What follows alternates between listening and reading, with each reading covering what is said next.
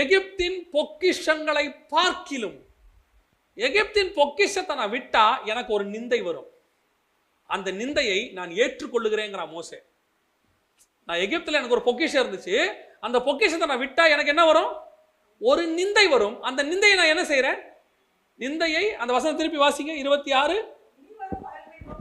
இனி வரும் பலன் மேல் நோக்கமாய் இருந்து எகிப்தில் உள்ள பொக்கிஷங்களிலும் கிறிஸ்துவின் நிமித்தம் வரும் நிந்தை. எகிப்தின் பொக்கிஷமும் கிறிஸ்துவின் நிந்தையும் அவர் கம்பேர் பண்றாரு. எகிப்தில் உள்ள பொக்கிஷத்தை விட கிறிஸ்துவின் நிந்தையை நான் ஏற்றுக்கொள்கிறேன். எகிப்தின் பொக்கிஷத்துக்கும் கிறிஸ்துவின் நிந்தைக்கும் என்ன சம்பந்தம்? நான் அதை மட்டும் சொல்லிட்டு நான் முடிக்கிறேன். எகிப்தின் பொக்கிஷம்னா என்ன? வாசிங்க அப்போஸ்தலர் நடவடிக்கைகள் 7ஆம் அதிகாரம் 22வது வசனத்தை வாசிங்க. 7:22 வாசிங்க. அப்போஸ்தலர் 7:22.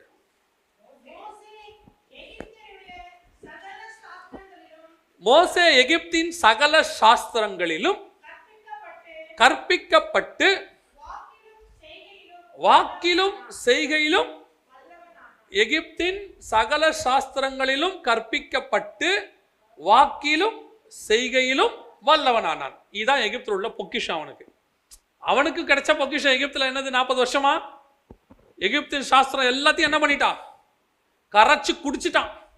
வாக்கில் வல்லவன், ஒருத்தன் கூட யாருமே அவன்கிட்ட என்ன செய்ய முடியாது, பேச முடியாது. இப்போ அடுத்து செய்கையில் பயங்கரமான இன்ஜினியர் அவன். யாத்ராகமத்தின் புஸ்தகம் 1ஆம் அதிகாரம் 11வது வசனம் வாசி. முதல் 40 வருஷத்துல எகிப்தில் நடந்த சம்பவம். அப்பதான் அவங்க ராமசேஸ் என்ற ஊர்ல என்ன செய்யறாங்க? கட்டுறாங்க. ஸோ இவர் ஒரு பெஸ்ட் இன்ஜினியராக இருந்திருக்கிறார். ஒரு பெரிய ஊர் கட்டுற அளவுக்கு இன்ஜினியர், வாக்கில் வல்லவர், சாஸ்திரங்கள்னா லாஸ் எல்லாமே பயங்கரமாக கரைச்சி குடிச்சவர். எகிப்தினுடைய பிரமாணங்கள் எல்லாத்தையும் அவர் என்ன செஞ்சிருக்கிறாரு? டாக்டரின்ஸ் எல்லாம் கரைச்சி குடிச்சிருக்கிறார். இது எகிப்தின் பொக்கிஷம். இந்த எகிப்தின் பொக்கிஷத்தை அவர் எதற்காக விட்டாரா? கிறிஸ்துவின் நிந்தையை அதிக பாக்கியம் என்று எண்ணினான். கிறிஸ்துவின் நிந்தைனா என்ன? இதனால என்ன கிறிஸ்துவின் நிந்தை? கிறிஸ்துவின் நிமித்தம் இந்த பொக்கிஷத்தை விட்டா எனக்கு ஒரு நிந்தை வரும். என்ன நிந்தை வரும்? மோசேக்கு என்ன வந்துச்சு? இப்போ மோசே இனி வரும் பலன் மேல் நோக்கமாகி, இனி வரும் என்ன பலன் அப்புறம் சொல்றேன், அடுத்து சொல்றேன். இப்போ எகிப்தின் கலைகள்ல நல்லா வளர்ந்து தேர்ந்த மோசே இப்ப என்ன பண்றாரு? அந்த சாஸ்திர கலைகள் எல்லாவற்றையும் அடுத்த 40 வருஷம் அவர் என்ன செய்யணும்? மறக்கணும். எதுக்காக? இனி வரும் பலன்.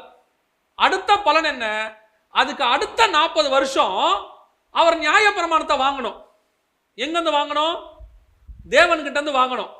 இப்போ தேவன்கிட்ட இருந்து நியாய பிரமாணத்தை வாங்கணும்னா எகிப்துல படிச்ச எல்லா பிரமாணமும் அவருக்கு மறக்கணும். சொல்றது புரியுதா? எகிப்தின் பிரமாணங்கள் எல்லாம் மறந்தாதான் இவருக்குள்ள என்னத்தை போட முடியும்? நியாய பிரமாணத்தை போட முடியும். இந்த லா மொத்தத்தையும் எடுத்தாதான் இவருடைய லாவை கொண்டு ஆண்டவர் போட முடியும். இது ஃபர்ஸ்ட் 40ல படிச்சது, இது கடைசி 40. இடையில உள்ள 40 ஆடு மேய்ச்சார். தெரியுமா எதுக்காக ஆடு மேய்ச்சாரு? இந்த 40 வருஷம், கடைசி 40 வருஷம் சொல்ல போற பிரமாணத்துக்காக இந்த நடுவுல 40 வருஷம் அவர் திக்குவாயும் மந்தனாவுமா மாற வேண்டி இருந்தது. ஏன்? இதை எல்லாத்தையும் மறக்கணும். அவரு எல்லாம் மறக்கணும். வாக்கில் வல்லவன், வசனம் அப்படிதான் சொல்லுது, வாக்கில் வல்லவன். இப்ப அவர் எப்படி மாறணும்? திக்குவாயும் மந்தனாவுமா மாறணும். ஏன்? நீ எதுல வல்லவனா இருக்கிற? எகிப்தின் வாக்குல, சாஸ்திரங்களை நீ வல்லவன். நீ பேசினா எகிப்து லால ஒருத்த கூட உன்னை நிக்க முடியாது. இப்ப நான் உங்ககிட்ட அடுத்த யாருக்கிட்ட அனுப்ப போறேன்? பார்வோன்கிட்ட அனுப்ப போறேன். பார்வோன்கிட்ட போகும்போது உனக்கு நான் தான் வாயா இருக்கணும். நீ எகிப்தின் சாஸ்திரத்துல தேறினவனா இருந்தீனா நீ பார்வோனுக்கு எப்படி பேசணும் உனக்கு நல்லாவே தெரியும். பார்வோனை எந்த லால அடிப்ப? பார்வோனை ஜெயிக்கிறதுக்கு நீ எந்த லாவை கையில் எடுப்ப? எகிப்து லாவையே கையில் எடுப்ப. புரியுதுங்களா? அந்த லாவை கையில் எடுத்து அவனை ஜெயிக்க உனக்கு நல்லா தெரியும். ஏன்னா எகிப்து நீ வாக்கில், கர்த்தர் சொல்றாரு, அந்த லாவை எடுத்து அவனை ஜெயிக்கிற ஆள் எனக்கு வேண்டாம். இனி வரும் பலன் இருக்கு. இது என்ன லானா? உலகத்தையே ஜெயிக்கிற லா, நியாயப்பிரமாணம். அந்த லாவை பேசுறதுக்கு உனக்கு வாயை திறக்கணும். அதை திறக்கணும்னா இதுக்கு நீ முதல்ல மந்தனாவா மாறணும். மோசே வாயால கர்த்தர் சொல்றாரு, நான் வாக்கில் வல்லவன் இல்லைன்னு சொல்ல வைக்கிறார். வாசிங்க யாத்ராகமத்தின் புஸ்தகம் 4ஆம் அதிகாரம் 10வது வசனம் வாசிங்க. வாக்கு வல்லவன் அல்ல, அவன் வாயால சொல்ல வைக்கிறாரு, நான் வாக்கில் வல்லவன் அல்ல. ஃபர்ஸ்ட் 40 years நான் யாரு? வாக்கில் வல்லவன். இப்போ அவர் எகிப்தில் உள்ள கலைகளை எல்லாத்தையும் மறந்து திக்குவாயும் மந்த நாவுமா மாறணும். இப்போ அடுத்த 40 அவர் என்னவா மாறிட்டாரு? திக்குவாயும் மந்த நாவுமா. சரி, இப்போ மோசேவை எப்படி கூப்பிடுவாங்க எல்லாரும்? மீதியான் தேசத்துல மோசேயை கூப்பிடும் போது மோசேன்னு கூப்பிடுறவங்க இருப்பாங்க. நம்ம கிட்ட ஒரு ஹைலைட்டான குறை இருந்தா நம்மளை எப்படி கூப்பிடுவாங்க? நான் கண்ணாடி போட்டிருக்கிறேன், பொதுவாக ஐடென்டிஃபை பண்ணும்போது எப்படி சொல்லுவாங்க? இந்த கண்ணாடிக்காரரு கொஞ்சம் கால் தாங்கி தாங்கி நடந்தாரா என்ன சொல்லுவாங்க? கொஞ்சம் கால் தாங்கி தாங்கி நடப்பாரு. அவர்கிட்ட எவ்வளோ குவாலிட்டிஸ் இருக்கு. ஆனால் நம்ம மனித இயல்பு எதை சொல்லுவோம்? எது குறையா இருக்குதோ அதுதான் சொல்லுவோம். இப்போ மோசே கிட்ட இருக்குது என்ன ஆயிடுச்சு? திக்குவாயும் மந்தனா. இப்போ மோசேவை ஐடென்டிஃபை பண்ணும்போது எப்படி எல்லாரும் சொல்லுவாங்க? இதாப்பா, இந்த அவனுடைய மருமகன் ஒருத்தர் இருக்கிறானேப்பா, திக்கி திக்கி பேசுவானே, சரியா பேச வராமல் ஒருத்தர் இருக்கிறானேப்பா. மோசையோட ஐடென்டிஃபிகேஷன்.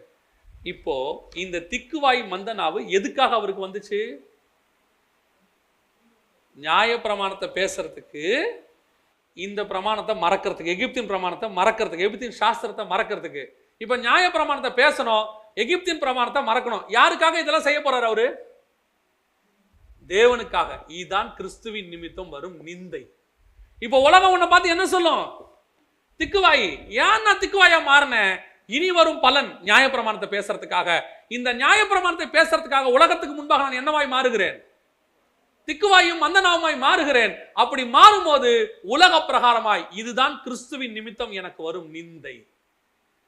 நான் யார் தெரியுமா ஒரு காலத்துல? இப்ப நீ யாரு? திக்குவாயும் மந்தனாவும். எனக்கு அப்படி சொல்லும் போது இருதயம் குத்தும் இல்ல? ஆண்டவரே, நான் ஏன் இப்படி திக்குவாயும் மந்தனாவான? நான் பார்வோன் குமாரத்தின் மகனா தானே இருந்தேன். என்கிட்ட ஒருத்தன் நிக்க முடியாது, ஒருத்தன் என்கிட்ட பேச முடியாது, கிழிச்சு எடுத்துருவனே ஆண்டவரே. இப்போ எதுக்காக திக்குவாய் மந்தனா ஆகணும் தெரியுமா? என்னை கொண்டு நீர் ஒரு பெரிய காரியத்தை செய்ய போறீரு, நியாயப்பிரமாணத்தை நடத்த போறீரு. நான் போய் பார்வோனுக்கு முன்னாடி மட்டும் இல்ல, 5-6 லட்சம் புருஷருக்கு முன்னாடி பேச போறேன். என் பேச்சுக்கு முன்னாடி ஒருத்தன் கூட எடுத்து நிக்க போறதில்ல. அப்படிப்பட்டதான பலனை நான் அனுபவிக்கும்படிக்கு இப்பொழுது நிந்தையை நான் ஏற்றுக்கொள்ளுகிறேன். இதைத்தான் பவுல் சொல்றாரு, உலகத்தின் ஞானவான்களை பைத்தியமாக்கும்படி கர்த்தர் எங்களை எப்படி ஆக்கினாரு? பைத்தியங்களை தெரிந்து கொண்டார். நாங்கள் எல்லாருக்கும் முன்பாக எப்படி இருக்கிறோம்? பைத்தியங்களாக இருக்கிறோம். ஏன் பைத்தியமா இருக்கிற? பவுல் யாரு? நியாய பிரமாணத்தை கரைச்சு குடிச்சவரு.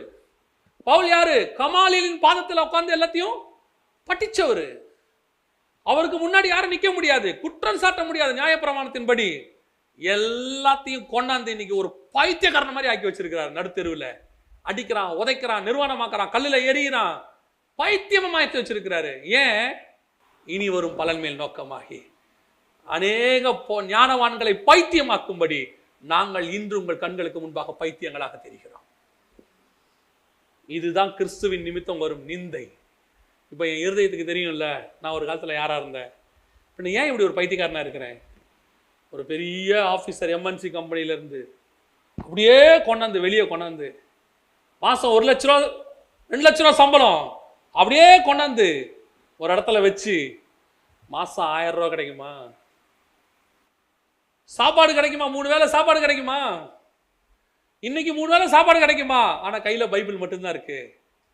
அப்படியே போகும்போது அப்படியே காரில் சொந்தக்காரங்க போவாங்க, நண்பர்கள் போவாங்க, நம்ம ரோட்டில் அப்படியே செருப்பு போட்டு போவோம்.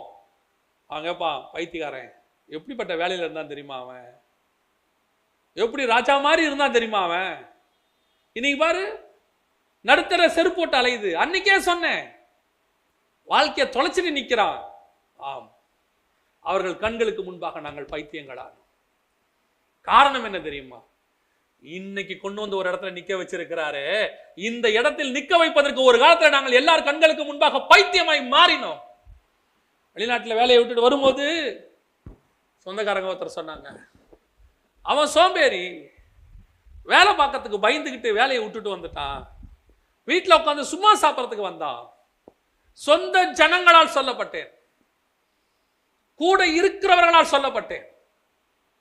ஒரு நண்பனை தவிர மற்ற அத்தனை பேரும் இதற்கு எதிர்ப்பு தெரிவித்தார்கள். இந்த ஊழியத்துக்கு நான் வரும்போது எல்லார் கண்களுக்கு முன்பாக பைத்தியமா தான் நின்னேன். 11 மாசம் ஊழியம் கிடையாது. அன்னைக்கு சொன்னாங்க பைத்தியம், திரும்பி அங்கேயே போயிடு, வேலைக்கு போயிடு, வெளிநாட்டுக்கு போயிடு, ஏன் இதை விட்டுட்டு வந்த நீ, எவ்வளவு சொன்னாங்க. எல்லாவற்றையும் ஏற்றுக்கொண்டோம். கேவலப்படுத்தினாங்க. போற இடத்துல எல்லாம் கேவலம், அவ்வளோ கேவலம், கூட இருக்கிறவர்களால கேவலம். இன்னைக்கு சொல்றாங்க கர்த்தர் உன்னோடு கூட இருக்கிறார். உன் மெசேஜ் எங்களுக்கெல்லாம் ஃபார்வர்ட் பண்றாங்க. நாங்க சொல்றோம் இவங்க எங்க தம்பி தான், எங்க சொந்தக்காரன் தான். நாங்க சொல்றோம். ஏன் சொல்றோம்? ஒரு நாள் நாங்கள் பைத்தியமாய் காணப்பட்டோம். இந்த ஊழியத்துக்கு வரும்போது பைத்தியமாய் காணப்பட்டோம். அந்த நிந்தையை நீங்கள் ஏற்றுக்கொள்ள வேண்டியது அவசியமாய் இருக்கிறது. காரணம், உங்களுக்கு ஏற்கனவே போடப்பட்ட சாஸ்திரங்கள் நிறைய இருக்கு. அதான் ஊழியத்துக்கு வரக்கூடிய வாலிபர்களுக்கு சொல்வேன், நான் பயங்கரமான கிட்டாரிஸ்ட், நான் பயங்கரமான மியூசிஷியன், பயங்கரமா பாடுவேன், பயங்கரமா கவிதை எழுதுவேன், நான் பயங்கரமா அது செய்வேன் இது செய்வேன். Stop stop stop stop stop. ஏன் நான் என்னுடைய மியூசிக் டேலண்ட்டை கர்த்தருக்கு பயன்படுத்தக்கூடாதா? நீ படித்தது எகிப்தின் சாஸ்திரம், அதை வச்சுக்கோ.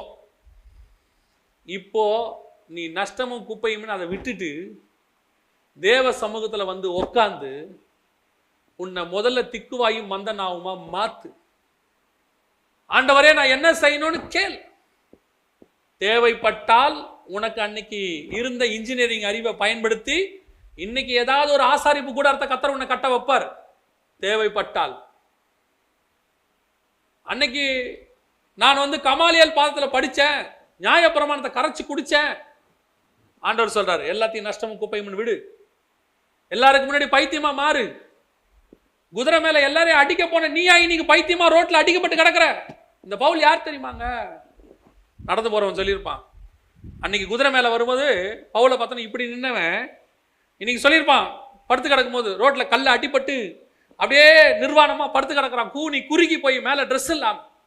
என்ன பேசிட்டு போயிருப்பான்? யார் திருமணவன்? 3 வருஷத்துக்கு முன்னாடி ராஜா மாதிரி இதே தெருல குதிரையில வந்தான்டா. ஊரே அலறும், பைத்தியக்கார பையன் இன்னைக்கு எப்படி கிடக்குறான் பாரு. நல்ல வாழ்க்கடா. அவங்க அப்பா யார் தெரியுமா? ரோமாபுரி சிட்டிசன், யூத சிட்டிசன், டூயல் சிட்டிசன், பேர்பட்ட ஒரு ஆளு. நீ பைத்தியம் மாதிரி இருக்கிறான. இந்த இடத்துக்கு நீ வந்தே ஆகணும். இந்த இடத்துக்கு நீ வந்தே ஆகணும். நீ இந்த இடத்துக்கு வந்தினாத்தான் நாளைக்கு உனக்கு முன்பாக ராயன்களும் அத்தனை பேரும் கை கட்டி உன் வார்த்தையை கேட்கக்கூடிய அளவுக்கு கர்த்தர் உன்னை உயர்த்துவார். இந்த இடத்துக்கு வராம அது நடக்காது. திக்குவாயும் வந்து நாவும் மாறாம நடக்காது. நான் என்னுடைய நியாயப்பிரமாணத்தை எப்படி யூஸ் பண்றேன் நீ இன்னும் பண்ண முடியாது. அப்ப நான் படிச்சதெல்லாம் வேஸ்டா? தேவைப்பட்டால் உன்னை நிருபங்கள் எழுதுவதற்கு நான் பின்னால் பயன்படுத்தி கொள்ளுவேன். ஆனால் உன்னை அழைத்தது நிருபம் எழுதுவதற்கு அல்ல, உன்னை அழைத்தது எனக்காக சாட்சியாய் நிற்பதற்கு. தேவைப்பட்டா நான் உன்னை யூஸ் பண்ணிப்பேன். தேவைப்பட்டா உன் மியூசிக் டேலண்ட்டை நான் யூஸ் பண்ணிப்பேன். தேவைப்பட்டா உன்னுடைய வாக்கு வல்லவன் நல்லா பேசுற உன் டேலண்ட்டை நான் யூஸ் பண்ணிப்பேன். தேவைப்பட்டா உன் படிப்பை நான் யூஸ் பண்ணிப்பேன். ஆனா நான் உன்னை அழைத்தது உன் படிப்பை பயன்படுத்துவதற்கோ உன் மியூசிக்கை பயன்படுத்துவதற்கோ அல்ல. நான் உன்னை அழைத்தது உன்னை எனக்காக நிறுத்துவதற்கு. இன்னைக்கு எல்லாம் எப்படி இருக்குது? இந்த நிந்தை வரக்கூடாது யாருக்கும். அவன் சொல்றான், எகிப்தின் பொக்கிஷங்களை பார்க்கிலும் கிறிஸ்துவின் நிமித்தம் வரும் நிந்தையை அதிக பாக்கியம் என்று கருதினார். ஆமா, நீ இருக்கிற ஸ்தானத்தை விட்டு கீழே இறங்கி தான் வரணும். உன்னை ஆடுமைக்க தான் விடுவாரு, உன்னை தெருவில் அடிபட்டு தான் விடுவார். எல்லார் கண்களுக்கு முன்பாக பைத்தியமா மாறத்தான் வேணும். உன் மூலமாய் கிறிஸ்து வரணும்னா நீ ஊரை விட்டு ஓடுறவனா மாறத்தான் வேணும். உன் மூலமா சந்ததி வரணும்னா நீ கையை பிடிச்சிக்கிட்டு உன் மனைவியை கூட்டிட்டு சொல்ற ஊருக்கு வனாந்திரமா பரதேசியா போய்தான் ஆகணும். ஓ அதெல்லாம் முடியாது. நான் யார் தெரியுமில்ல, நான் அந்த காலத்துல என்ன படிப்பு, எங்க ஊர்ல நான் எப்படி இருந்தேன், எங்க அப்பா அம்மா என்னை எப்படி வளர்த்தாங்க, நாங்க அந்த காலத்துல எப்படி இருந்தோம், நாங்க எவ்வளவு கிராண்ட் ஆனவங்க, என்னுடைய எஜுகேஷன் குவாலிஃபிகேஷன் என்ன, உன்னை பயன்படுத்தவே முடியாது. நீ தான் வேஸ்ட் பீஸ். நீ தான் வேஸ்ட் பீஸ். நீ எப்போ உன்னுடைய எல்லா காரியங்களையும் தேவனுக்கு என்று நிந்தைக்கு ஒப்பு கொடுக்கிறையோ, கிறிஸ்துவின் நிந்தையை தெரிஞ்சு கொள்றையோ, ஆண்டவரே இது எதுவுமே இல்லப்பா, நீங்க என்ன சித்தமா இருக்கிறீங்களோ நான் ரெடியா இருக்கிறேன், நான் செய்யறேன்ப்பா, அந்த இடத்துக்கு நீங்கள் வரும்போது ஒருவேளை உலகத்தின் கண்களுக்கு முன்பாக நீங்கள் பைத்தியமாய் காணப்படுவீர்கள். ஆனா இன்னைக்கு பவுல் தாங்க உலகத்துக்கு முன்பாக ஞானம் உள்ளவன். வசனம் சொல்லுது, அவன் எழுதினதை கற்றவர்களே அறிகிறதற்கு அரிதாக இருக்கிறது. படிச்சவனுக்கே கண்டுபிடிக்கிறது கஷ்டமா. அந்த இடத்துக்கு கர்த்தர் உன்னை என்னையும் மாத்திடுவார். இப்போ நிந்தையை தெரிஞ்சுக்கலாமா வேணாமா? அந்த நிந்தையை நீங்க தெரிஞ்சுக்கோங்க, ஆண்டவர் உங்களை அப்படி உயர்த்துவார். இதுதான் உண்மையிலேயே நிந்தை. இந்த உபத்திரவமும் இந்த துன்பமும் இந்த நிந்தையும் உங்களை என்னையும் தவிர, அதாவது இயேசுவை ஏற்றுக்கொண்டவரை தவிர வேற யாருமே உலகத்தில் இருக்க அனுபவிக்க முடியாது. உலகத்தில் இருக்கிறவன் அனுபவிக்கிற நிந்தை வேற. மொழிக்காக, இனத்துக்காக, நிறத்துக்காக, அவனுடைய கொள்கைகளுக்காக, அவங்க நாட்டுக்காக, அவங்க மதத்துக்காக அவங்க அனுபவிக்கிறாங்க. ஆனா அவங்களால அனுபவிக்க முடியாத மேலான உபத்திரம் ஒன்று இருக்கிறது, மேலான ஒரு நிந்தை இருக்கிறது, மேலான ஒரு துன்பம் இருக்கிறது. அதுதான் கிறிஸ்துவின் நிமித்தம் நீங்களும் நானும் அடைகிற இந்த 3 துன்பம். முதலாவது, என் சரீரத்தை விட்டு நான் நீங்க வேண்டும். நான் சரீரத்தில் உள்ள அளவும் நான் உபத்திரவப்படுகிறேன். எனக்கு இது பிரசவ வேதனையா இருக்குது. எப்போ இந்த சரீரத்தை விட்டு நான் போவேங்கிற எண்ணம் எனக்கு வரணும். 2வது, எப்பொழுதெல்லாம் என் ஆத்துமாவின் சந்தோஷத்தை திருப்தியாக்கி என் சரீரத்தின் சந்தோஷத்தை நான் அடக்கி ஒடுக்குகிறேனோ அப்பொழுதெல்லாம் என் சரீரத்துக்கு ஒரு உபத்திரம் வரும். நான் சொல்றது புரியுதா? சரீரத்தில் நீங்க தண்ணி குடிக்கணும், தாகம் எடுக்குதுன்னு வச்சுக்கோங்க. நான் சொல்றது ஒரு உதாரணம். தாகம் எடுக்குதுன்னு வச்சுக்கோங்க. நீங்க தண்ணி குடிக்காம இருக்கிறீங்க, ஆட்டோமேட்டிக்கா உங்க சரீரத்துக்கு என்ன வரும்? ஒரு பலகீனம் ஒன்று வரும். அதே மாதிரி ஆவிக்குரிய விதத்துல உங்கள் சரீரத்துக்கு சில இச்சைகளை நீங்கள் அது விரும்பும் போது, நீங்கள் செய்யாமல் இருக்கும்போது உங்கள் சரீரம் ரியாக்ட் ஆகும். அந்த துன்பத்தை நீங்கள் என்ன செய்யணும்? பொறுத்து கொள்ள வேண்டும். இதுதான் கிறிஸ்துவின் நிமித்தம் வரக்கூடிய துன்பம். இது உலகத்தானுக்கு கிடையாது. கடைசியாக, நான் கிறிஸ்துவின் நிமித்தம் உலகத்தின் பொக்கிஷங்கள் எல்லாவற்றையும் விடுவதற்கு நான் தயாராக இருக்கிறேன். காரணம், கிறிஸ்துவின் நிமித்தம் வரக்கூடிய நிந்தை உலகம் என்ன பைத்தியம் சொல்லும், உலகம் என்ன மந்தனாவன் சொல்லும், உலகம் என்ன சொல்லும்? அவனுக்கு பேசவே வராதுங்க, எதுவுமே வராது. நாளைக்கு உன்னை எடுத்து மேல நிறுத்தும் போது உன்னை அவங்க கேட்பாங்க, யார் அவனா? அவன் எதுக்குமே உபயோகமாக மாட்டான்னு நினைச்சேன். ஒரு காலத்தில் நம்ம அப்பா அம்மாவே சொல்லியிருப்பாங்க, என் பிள்ளைங்கள இதுதான் வேஸ்ட், அடிக்க வச்சா ஒன்றுத்துக்கும் பிரோஜனம் இல்லை, அது அப்படியே எடுத்துக்கிட்டு பைபிள் சுற்றிக்கிட்டு இருக்கு. என் 2வது பையன், 3வது பையன், 4வது பொண்ணு, 5வது பொண்ணு, இவங்கெல்லாம் பெரிய லெவலில் நல்லா செட்டில் ஆயிட்டாங்க உலகத்தில். அவங்கவுங்க அங்கங்கே மாதம் 50,000 1 லட்சம் சம்பாதிக்கிறாங்க. இவன் மட்டும்தான் ஒன்றும் கிடையாது. பைபிள் ஜபம் இப்படின்னு போயிட்டு வந்துட்டு இருக்கிறான். என் தலையெழுத்து அப்படின்னு இருப்பாங்க. ஒரு நாள் வரும் அத்தனை பேர் கண்களுக்கு முன்பாக பைத்தியமாய் கருதப்பட்ட நான், எல்லாருக்கும் முன்பாக தாழ்த்தி எண்ணப்பட்ட நான், அத்தனை பேருக்கு முன்பாக கேவலமாய் கருதப்பட்ட நம்மை ஒரு நாள் வரும் அவங்க வாயாலேயே சொல்ல வைப்பார் ஆண்டவர், என் எல்லா பிள்ளைகளையும் பெஸ்ட் இவன் தாங்க, இவன் தான் பெஸ்ட், இவனை மாதிரி கிடையாது. அவன் என்னமோ ஏதோ நினைச்ச ஆரம்பத்துல, ஆனா அவன் கடவுள் அவங்க கூட இருக்கிறாருங்க. அதே வாய் சொல்ல வைப்பார். இந்த வார்த்தையை நீ பெறுவதற்கு கிறிஸ்துவின் நிமித்தம் வரும் நிந்தையை ஏற்றுக்கொண்டுதான் ஆக வேண்டும். அது கொஞ்ச காலம் படப்போகிற பாடு, அது நீங்கிவிடும். இப்போ இந்த வசனத்தை வாசிங்க, முடிக்கலாம்.